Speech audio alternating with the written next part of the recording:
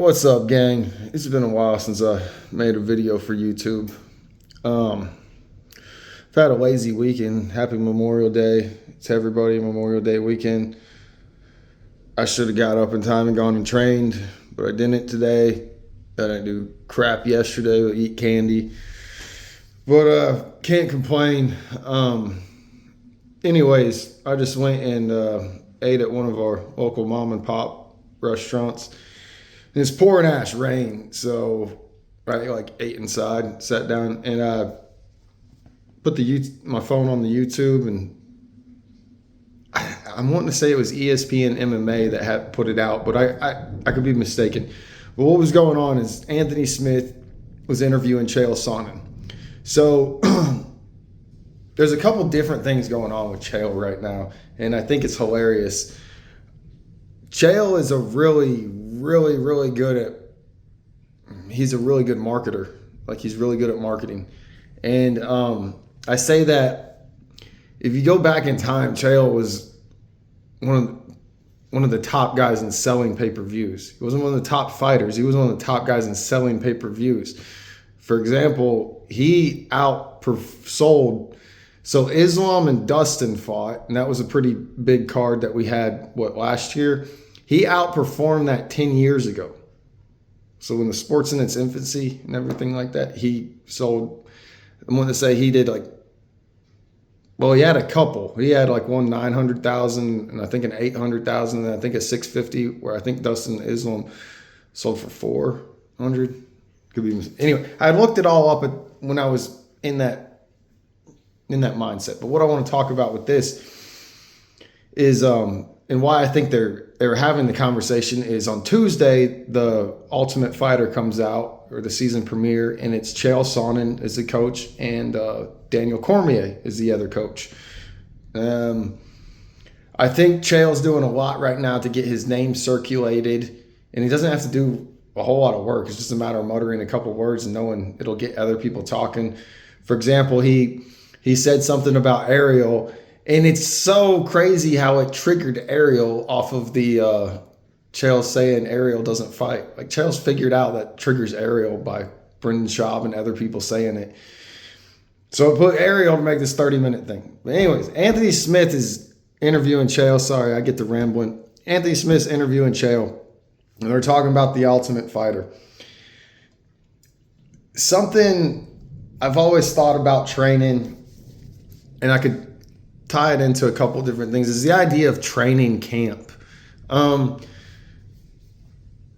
My perception of it, I think probably 5 years ago, is someone's already a really good fighter, and then they go in each training camp, they get way, way better. As I've gotten into the sport and been a part of things, that's how the training camp should be. Most of the time, what a training camp actually is a fighter learns how to fight, and then they don't do shit for 3 months, and then they get a fight, and they decide to have a training camp to get back into shape, to be back in the ability in which they were when they learned how to fight. And to me, that's kind of what the fuck, dude? That's bullshit. But everybody's different. But that's the reality of what a lot of training camps are. When I realized so many fighters did that, I was like, how are they even getting better? Because training camps are usually, you'll hear people take short notice fights 3 or 4 weeks. That's a full camp in the amateur regional scene, just so you know, because your opponents pull out, you pull out, shows get canceled. But you'll hear 3 to 4 weeks. That would be short notice in the UFC, like Ian Gary did with Carlos Prates. I think most people say it's either 12 to 9 is the typical at the professional level of camp.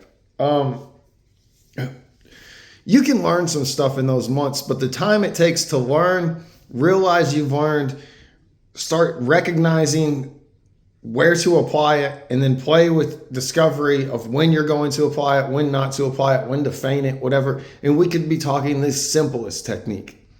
It takes a long time. So it's you're kind of working on a bunch of different things at once, and it's what's in your focus at the moment, and it could change in 5 minutes.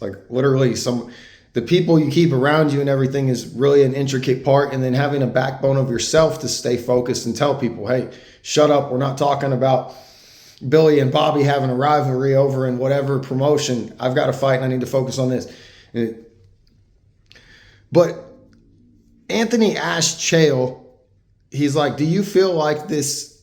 He's like, so the show's 4 weeks long. Do you feel like this is a long enough time to learn anything? And Chael's like, with a resounding great question, with a resounding overwhelming response, the answer is no. And I was like, okay, that makes a lot of sense. And then they go on to talk about how they've toned it down. And I've listened to a lot of Chael's stuff over the years, so I remember Chael talking about this before. And I've heard DC talk about it, how he'd go on these fighters way too hard, and then they'd get hurt or they wouldn't be able to perform. You're rushing a show and having people fight 2 to 3 to 4 times in the span of about a month to a month and a half. There's usually a break before the finale. And that's just crazy. Like you can do that at the amateur regional scene, but that's about the only time. I guess some pro regionals can and do that too, but that's pretty intense. But what I wanted to take away from that is we have 2 established fighters. One is in the Hall of Fame. The other one, he's been around forever. He's shown his durability. He's shown his fight IQ. You don't stay in the UFC that long without a losing record and not have an idea what you're doing. They're acknowledging that you're not really going to learn anything in this camp. So that took me to other thoughts. It's like when people travel to work with other people. I think that is a great thing to do. I think it gets tricky though. So like, say Rafael Fizaz went to Thailand. This was several years ago, went to Thailand for his camp. That probably benefited him in his striking, but it didn't benefit him any in his grappling. And, you know, I don't feel like I need to explain that statement. But when we hear about people going and training at camps, it has a lot to do with their focus and what they're at on if they're going to take anything away. So like, I know someone personally that they have to try to brag and talk about everything they're doing. So they're like, oh, I went over to Mississippi and did this. I went here and did this. I went here and did that and went here and did that. Well, I'm at 2 of the practices they're at, and they ain't doing shit at the fucking practice. They're spending more time driving around than they are actually working.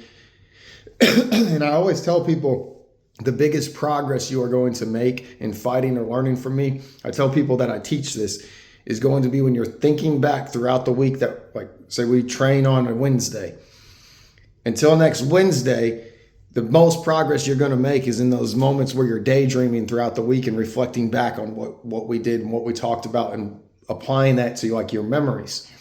So like you're thinking about a statement I said, and in the moment it probably doesn't make sense because as a human we naturally just kind of want to reply and refute and whatever. We don't really let it sink in. So like when I'm telling someone go slower, they're not recognizing in that moment that what they're doing is they're having such a hard time touching me because I'm just blocking and parrying everything away, that they're trying to run in and they're leaning their head back because they're scared of getting hit, and they're trying to real quick and then they're jumping away. Where if they would be slower, they could come in and they feel like it's stupid like that, but what they don't realize until they do it is it's going to change the speed at which I'm going with them. If they're coming at me 100 miles an hour, I'm 100 miles an hour swatting everything away. When they slow down, I can start putting them in situations where they can actually learn and stuff. But I feel like as fans, and I guess it's the UFC's responsibility to paint things up, but we'll hear about training camps, and there's too much of an idea of what a training camp really does. There's very few training camps that are getting people better. When they do get people better, it's probably only 5 to 10%. But that 5 to 10% is a huge, huge amount when you're already fighting at like a 80 to 90% talent level. Does that make sense? So when I hear fighters talk about, I didn't get a full camp, I don't really give a shit. Like you'll hear other fighters say, I'm training all the time, I'm always in shape. That is how it should be. Now, it doesn't mean you have to be in your peak physical performance or whatever. Like you're not going to be cutting weight 12 months out of the year. But it makes sense. You really should only need about 3 to 4 weeks to train for a different fighter. I understand there's going to be a completely different approach to camp if you are fighting Khabib compared to Conor McGregor. That, like, completely two different styles of fighting. I can understand that. But you're not going to change anything in your talent's ability other than maybe one technique in that whole fucking camp. If you haven't already figured out new techniques and stuff, it's not going to be there. You're not just magically going to get it because someone told you one time, oh, when he puts his head here, I'm going to put it there. I have the first time I really realized this idea of like thinking I know how to do something, being able to do it and articulate what I am doing and why. There's like 3 levels to the thing. So it's like, I worked at this maintenance job once and I was dating this girl and we were put at the task I had done that day. I installed a water heater and I had to solder it to where it connects to the water line. And I'd never soldered before. So I'm telling her, this girl I'm dating, like after work, I'm telling her about it. She was always kind of like, I don't know, defensive in a way, or I never really got it. But she ends up emphatically, like for some reason, I was like, maybe I asked her, I was like, do you know how to solder? Like, but it wasn't to challenge her, you know. She's like, yeah, I know how to, and she ends up telling me that her dad taught her how to solder. If me and her were in front of the, and this isn't singling her out, but me and her were in front of that pipe and I set out the items to solder, she is not going to know how to fucking solder that pipe. Because there's a bunch of different applications to it, like soldering with fucking computer chips or whatever, which I think is what she learned from her dad. He worked with computers and wiring and soldering and plumbing. It's a totally different thing, but we'll walk around in this world thinking we know something until we're in the moment and have to face it. I don't know if any of this made any sense. I'm at 12 minutes, but I really, really thought it was cool and interesting when Anthony Smith asked Chael, he's like, 4 weeks, is that really long enough for anyone to learn anything or become a better fighter? And Chael's like, no. I'm like, I agree.